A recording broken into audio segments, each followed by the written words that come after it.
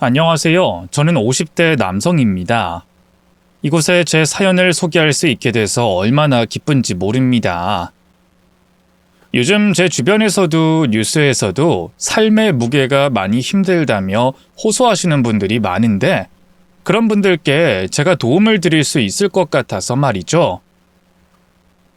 저도 한때 제게 연달아 오는 충격과 견디기 힘든 현실에 안 좋은 생각을 했던 적도 있었습니다. 하지만 그 순간 우연을 위장한 필연으로 그 위기를 견디고 이겨낼 수 있었어요. 그리고 이전보다 더 큰 행복을 찾게 되며 지금까지 하루하루가 행복한 사람으로 살고 있죠. 그럼 여러분께 희망이 되고 도움이 되길 바라며 제 사연을 소개해 보겠습니다.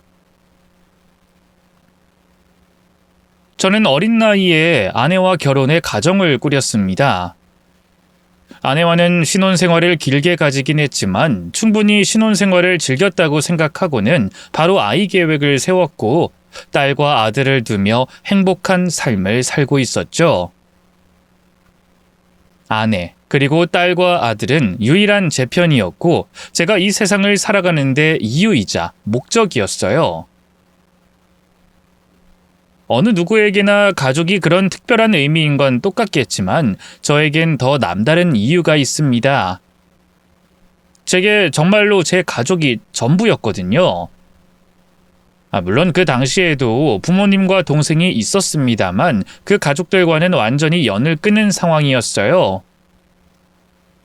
20살 집을 나왔을 때부터 연을 끊고 단 한 번도 가족과 연락하지 않고 살았죠. 제가 아내와 결혼했을 때도 첫 딸과 막내가 태어났을 때도 연락하지 않았습니다. 그러다 보니 저에겐 제 가족이 전부일 수밖에 없었어요. 우리 가족을 행복하게 해주기 위해 제 모든 걸 다 바쳐 열심히 살았죠. 저는 중학교 때부터 절 가장 많이 이해해주고 붙어 다니던 단짝 친구와 동업을 했습니다. 처음엔 같이 돈을 벌자고 한 음식점이었는데 이게 잘 되고 더 잘 되면서 몸집이 저희가 잘 됐을 때를 상상했던 것보다 더 커지게 됐어요. 거기다 전 원래 음식 장사보다는 사업에 관심이 많아 음식점이 성공하고 체인점을 냈을 때부터 눈을 돌려 유통업에 손을 대기 시작했죠. 사실 어느 분야나 유통업이 빠질 수 없겠지만 음식 장사와 유통업은 더 뗄래야 뗄 수 없는 관계였습니다.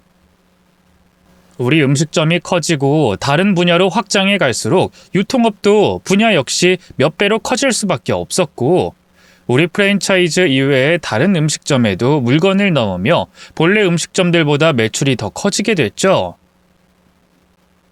또 매출이 들쭉날쭉한 음식점보다 유통업 매출이 더 안정적이었어요.